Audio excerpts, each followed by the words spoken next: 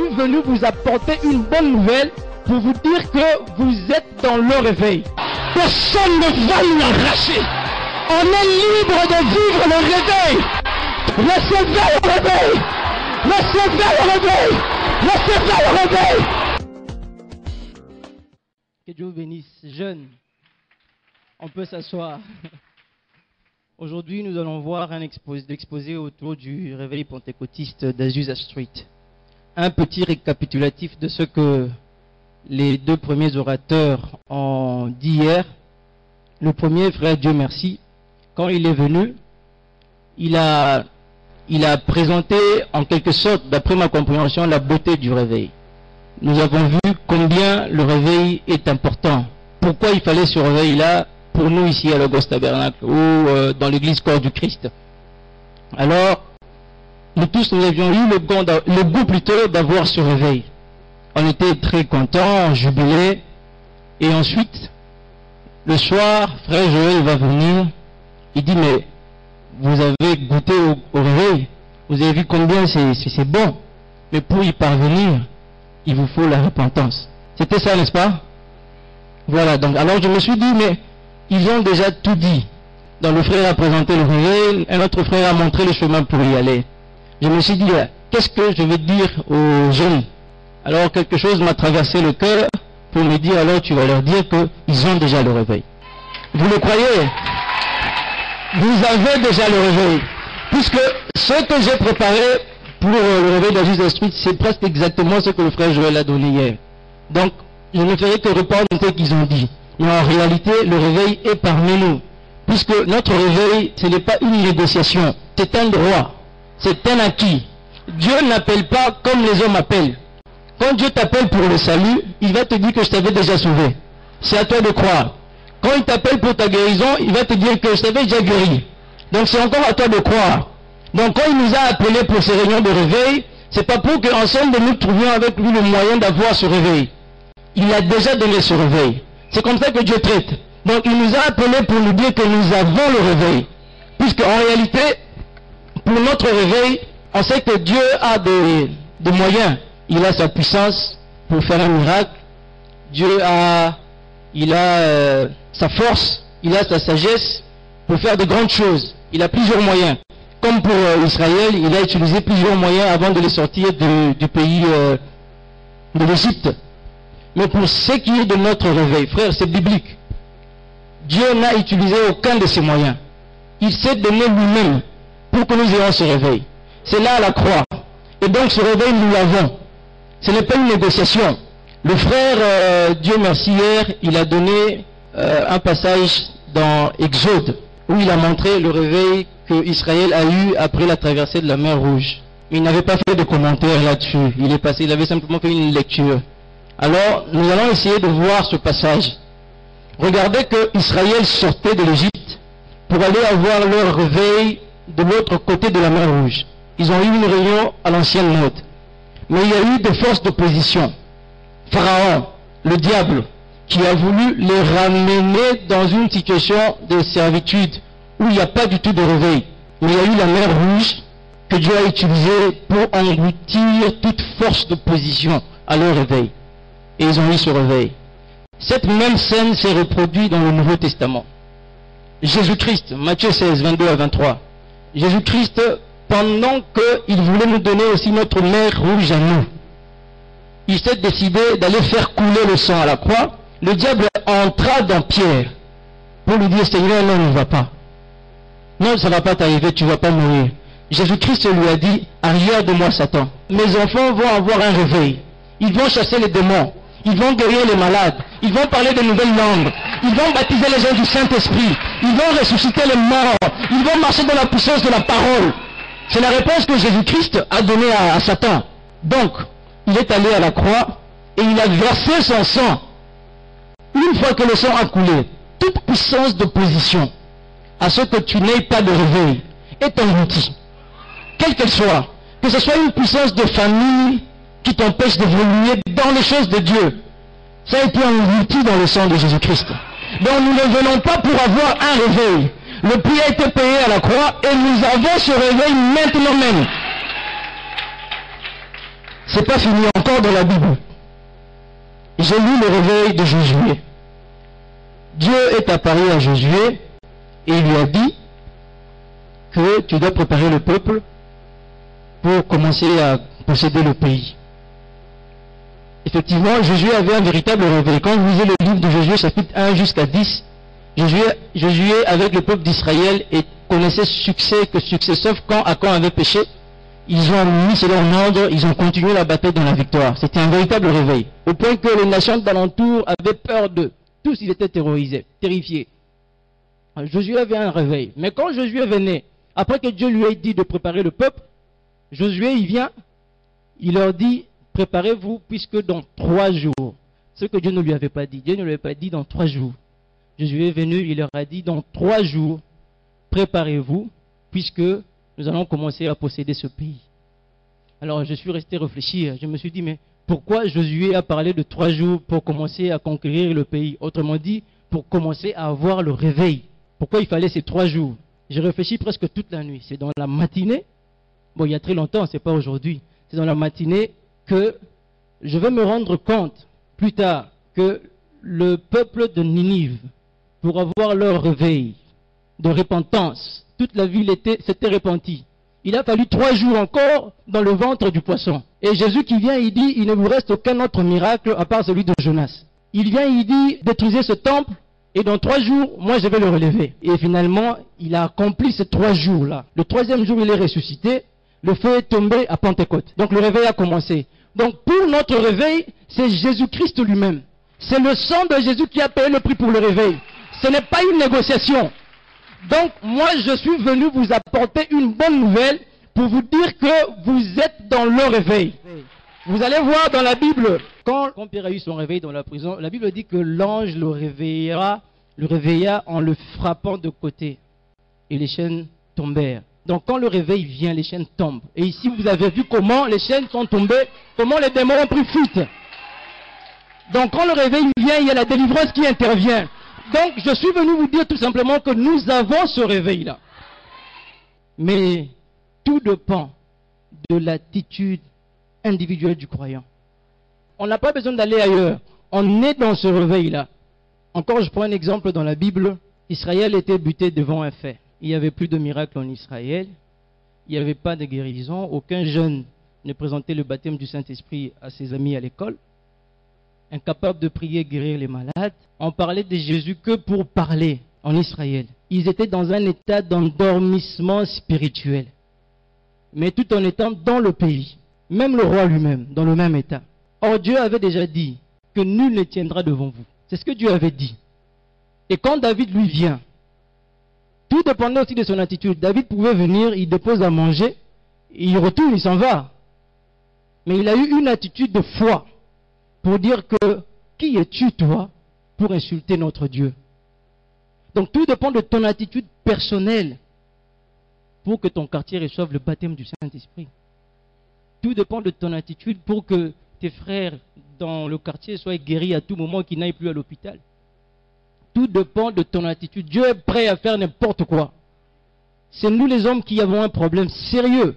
Personnellement, nous ne nous donnons pas entièrement pour croire et tenir bon, rester dans la foi par rapport à ce que Dieu a dit que nous sommes. C'est là le plus grand problème. Mais Dieu, lui, ne ment pas. Frère Joël, hier, il a donné une écriture dans Joël 2. Joël 2, 28, je crois. Là, la parole dit que je répandrai de mon esprit sur toute chair, vos fils et vos filles prophétiseront. Alors, il a pris un autre passage dans Apocalypse pour montrer que le témoignage de Jésus-Christ est l'esprit de la prophétie. En réalité, prophétiser, c'est parler de Jésus, c'est témoigner Jésus. Alors, moi, je me suis dit, mais témoigner Jésus, c'est quoi? Je suis allé un peu en profondeur. Témoigner Jésus, j'ai découvert qu'en réalité, c'est parler de Jésus tout en démontrant toutes ses qualités. C'est ça, témoigner de Jésus. Je ne peux pas venir parler de Jésus et puis il n'y a pas de puissance, il n'y a pas de guérison, il n'y a pas de baptême du Saint-Esprit, il n'y a rien, il n'y a pas de délivrance, il n'y a rien du tout. Là, tu n'as pas fait le témoignage de Jésus. Quand tu témoignes Jésus-Christ, alors il faut que les qualités de Jésus soient manifestées. Il pourvoit, il est Jéhovah Jireh, il va pourvoir des besoins des gens quand tu parles de lui. Il faut qu'il guérisse les malades, il faut qu'il fasse tout ça. Donc c'est une promesse pour les jeunes. Il dit, vos fils et vos filles prophétiseront. Autrement dit, ils témoigneront de Jésus et parleront de Jésus tout en démontrant toutes ses qualités. Faisons très bien cette analyse. Jésus-Christ lui-même est venu plusieurs années après cette prophétie. Il vient et il dit qu'il ne sera exclu de ce livre aucun iota jusqu'à ce que tout ce qui est écrit soit accompli.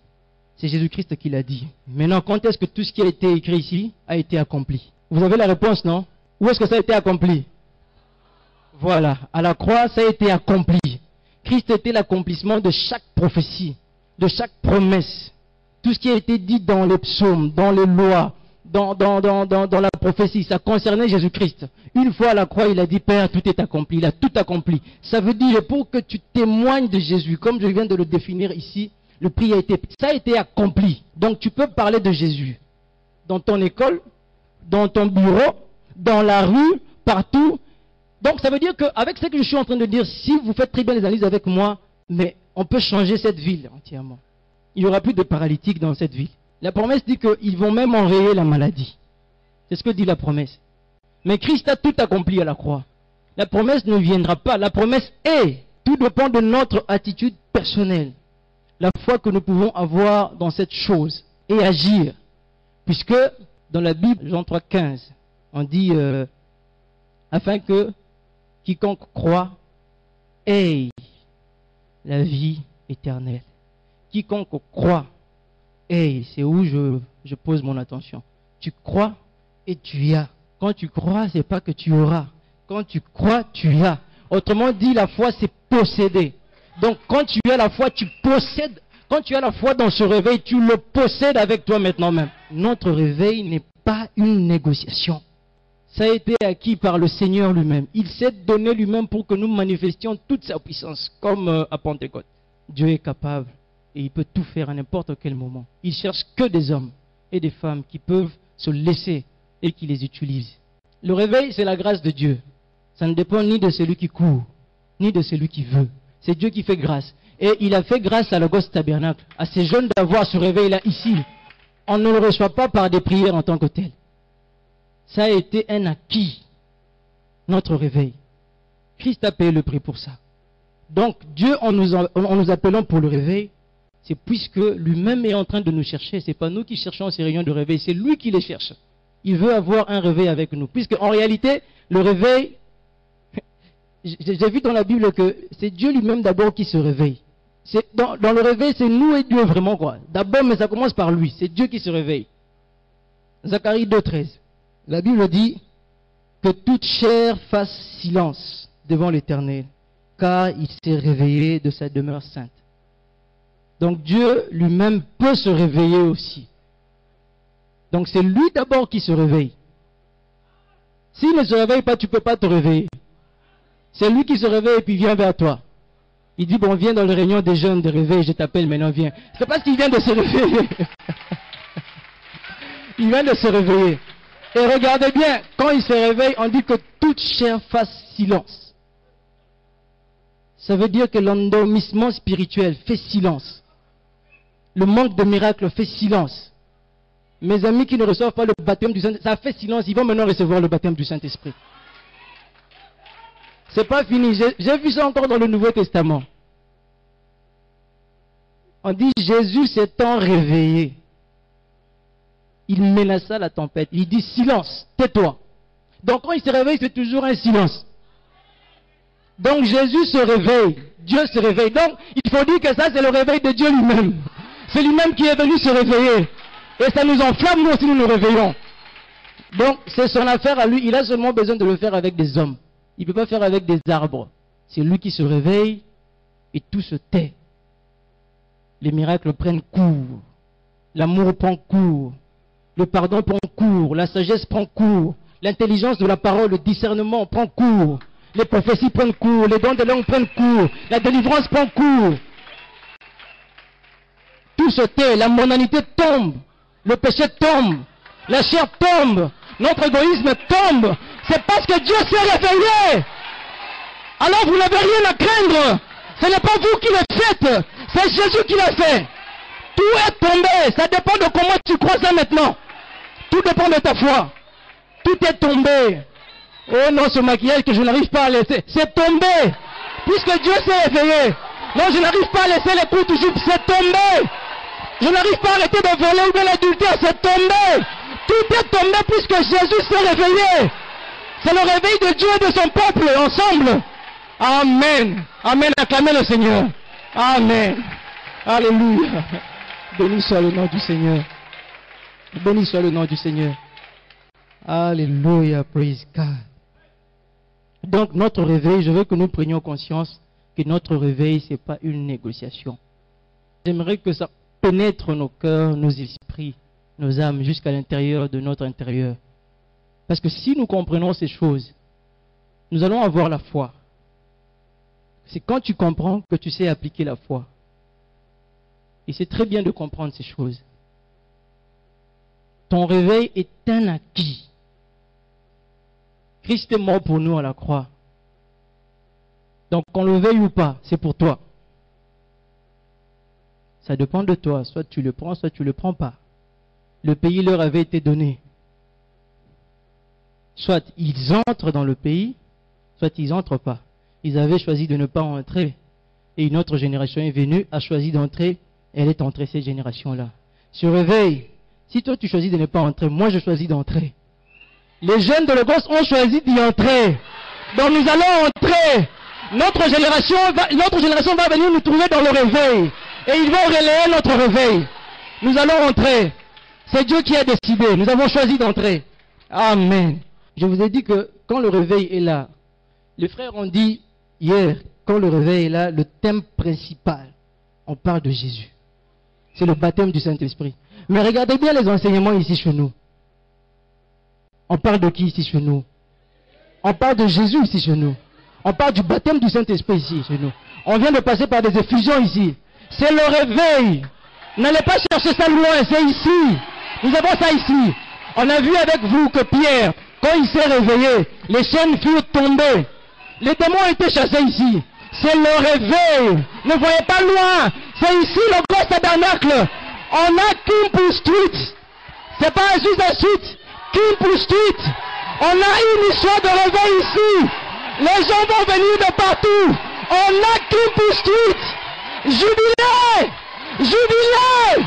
On a ce réveil. C'est un acquis. C'est un acquis.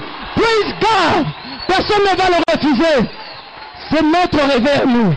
Nous n'allons pas le manquer. C'est pour vous jeunes. C'est pour vous jeunes. Même toi vieux, tu penses que tu es jeune, c'est pour toi aussi. C'est pour tout le monde.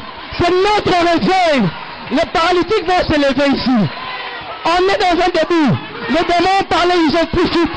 Les paralytiques vont se lever. Les morts vont être ressuscités. On a ce réveil entre nous. C'est Dieu qui a décidé. C'est pas un homme. C'est Jésus qui a décidé. Il a payé le prix à la croix. Aucune puissance d'opposition ne peut empêcher cela. Toute opposition est changée en soumission. Toute opposition est appelée à disparaître par la main rouge. La main rouge emporte toute opposition. Le sang de Jésus emporte toute opposition à ce réveil. Au nom de Jésus-Christ. Au nom de Jésus-Christ. Nous avons ce réveil. Nous prophétisons. Nous avons ce réveil. Prophétisez avec moi. Nous avons ce réveil. Nous avons ce... Nous avons ce... Je vous entends pas. Au nom de Jésus-Christ. Nous avons ce réveil. Au nom de Jésus. Nous avons ce réveil. Je vois les paralytiques marcher. Je vois les démons s'enfuir à nouveau. Je vois les malades être guéris. Dans ton quartier. Ici, dans ton quartier, les malades être guéris. Les hommes viennent à l'hôtel dans ta maison. Ils se répandent dans ta maison. Et tu les amènes ici. Tu parles de témoignage de Jésus-Christ avec toutes ses qualités. C'est ce que je suis en train de voir. Au nom de Jésus-Christ. C'est au nom de Jésus. Au nom de Jésus veut dire au nom de la rédemption. Au nom de ce qu'il a fait. Au nom de Jésus-Christ. C'est au nom de la rédemption. C'est lui qui a payé le prix de la croix. C'est lui qui a versé le sang. Qui peut se poser à la rédemption de Jésus? Qui lève le doigt? S'il y a un démon ici qui lève le doigt, personne. Personne. Personne. On est libre de vivre le réveil. Tout Tout dépend de notre choix. Vous êtes libres. Libres de vivre le réveil. Parmi nous, il y a le grand Jésus. Le grand Jésus veut dire, si tu veux un réveil, je suis là. Si tu veux que le paralytique marche, je suis là. Si tu veux que le malade soit guéri, je suis là. Qu'est-ce que tu veux? Je suis là. Je suis là. Le grand Jésus. Hey. Le grand Jésus. Yahweh, il est là. Alléluia. Pour nous donner ce réveil. Aucun démon de l'enfer ne peut arrêter ce réveil. Jeunes, nous avons ce réveil. Nous avons ce réveil. Au nom de Jésus-Christ. Nous avons ce réveil. Au nom de Jésus. Personne ne va nous l'arracher. Personne. Aucun péché, jeune soeur, aucun péché ne va nous l'arracher. Vous avez ce réveil au nom de Jésus. C'est lui qui l'a décidé à la croix. C'est pas le péché qui l'a décidé. C'est pas Satan qui l'a décidé. C'est pas le maquillage qui a décidé. C'est pas l'adultère qui a décidé. C'est pas le vol qui a décidé. C'est Jésus. Il s'est réveillé lui-même. Quand il se réveille, il y a silence. Quand il se réveille, il y a silence. Quand il se réveille, tout se tait. Il s'est réveillé. Au nom de Jésus-Christ. Au nom de Jésus. Que cela pénètre. Que cela pénètre. Au nom de Jésus. Par l'autorité du nom de Jésus. Tout esprit d'opposition se réveille dans votre vie. Je le brise au nom de Jésus. Par l'autorité du nom de Jésus.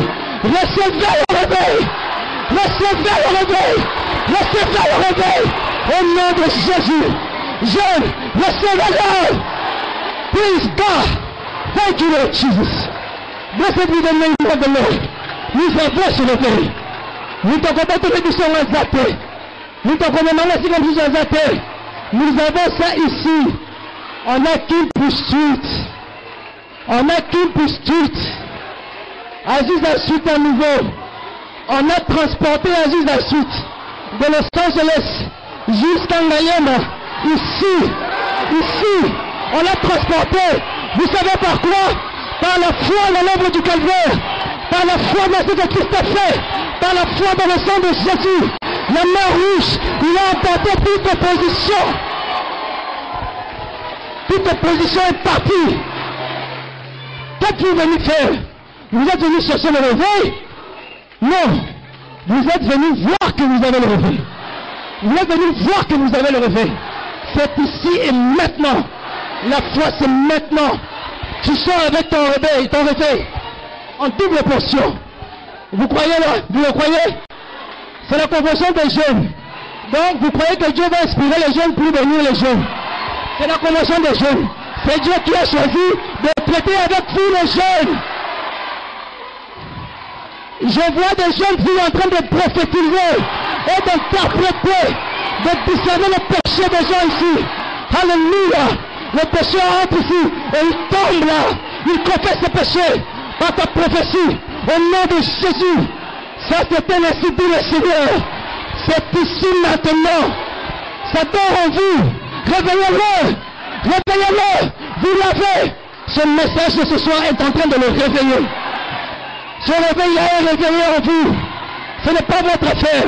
C'est Dieu qui se réveille. C'est votre Père qui se réveille. Même si tu étais dans la boue du péché, la boue la plus sombre qui soit, Dieu s'est réveillé. Il s'est réveillé pour ton réveil. Il s'est réveillé pour ton réveil. Personne ne va mettre fin à cela. Personne. Personne. Vous savez, l'extérieur ne peut pas détruire le réveil. J'ai vu ça dans l'histoire du réveil. J'ai vu ça dans la Bible. L'extérieur ne peut pas détruire le réveil. Quand tu as le réveil en toi, rien ne peut empêcher que ce réveil-là n'évolue. Exact. Israël a connu son réveil. Tous les peuples qui venaient de l'extérieur, il les battait à mort. Comme des oiseaux, il les tuait. Mais c'est quand on avait péché. C'est la chose qui dérange le réveil. Ta résistance à Dieu. Ta désobéissance à Dieu. Mais il s'est rassuré. Vous savez, il est Jéhovah Jireh. Ici, je suis tellement positif. Il est Jéhovah Jireh. Il a pourvu du moyen pour que tu ne lui résistes pas. On ne va pas perdre ce réveil. il trouvera du moyen pour que tu ne lui désobéisses pas. Cette Ève-ci ne tombera pas. La première Ève était tombée. Celle-ci continuera.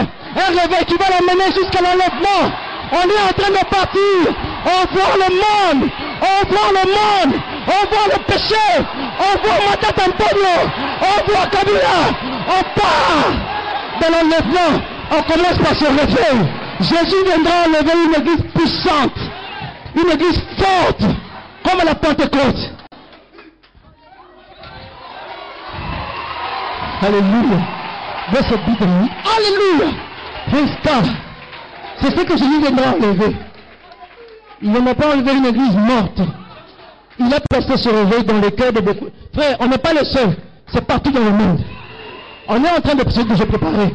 C'est partout dans le monde. J'ai suivi des vidéos de jeunes qui parlent de ce réveil. C'est partout. C'est partout. J'ai suivi John Todd Bentley. Je crois qu'il a été en contact avec Thomas Osborne, avec Frère Branham aussi. Il témoignait. Il dit que nous allons entrer dans un puissant réveil qui nous prépare pour l'enlèvement. C'est maintenant. J'ai suivi Robert De Luca. Robert De Luca, c'est un Américain aussi. Lui, il dit que Dieu lui a dit, Dieu lui est apparu dans une vision. Il lui a dit, ce qui a eu lieu à Azusa Street est ici. Il dit, ce qui a eu lieu au pays de Galles est ici. Il a ajouté, ce qui a eu lieu dans la voie de la dérision avec Frère Branham est ici. Il a dit dans la vision, j'ai vu même les enfants recevoir le feu. Même les enfants recevaient le feu. Je crois dans sa vision, frère. Je crois dans cette vision. Les enfants ont reçu le feu ici, vous l'avez vu. Alléluia. Praise God. Sa vision n'est pas finie. Il a dit, j'ai vu un ange. J'ai vu un homme comme la statue de la liberté. Avec cette position. Il dit, mais j'ai demandé à Dieu, Seigneur, c'est qui celui-là? Il dit, c'est mon ange qui apporte le feu. Il a vu ça. Donc son ange est sur la terre ici apportant le feu. Frère, on est en train de partir. Mais, il a dit, ne seront remplis que ceux qui ont soif. Vous êtes venus parce que vous avez soif. Même si tu n'as pas soif, ce message est en train de faire entrer la soif en toi. La soif est en train d'entrer. On va laisser personne. On prend tout le monde avec nous au part. Nous prenons tous nos frères. Nous prenons toutes nos sœurs. Voilà pourquoi nous n'allons pas les critiquer. Voilà pourquoi nous n'allons pas les insulter. Nous les supporterons. Nous prierons pour eux. Puisque nous les prenons tous, nous partons avec eux. Personne ne va rester. Même les bébés qui naissent. Personne ne va rester. Nous partons. Nous partons tous. Alléluia. Béni soit le nom du Seigneur Jésus. Vous avez ce réveil en vous. Alléluia. Glory to the name of the Lord. Blessed be the name of the Lord Jesus. Nous avons ce réveil.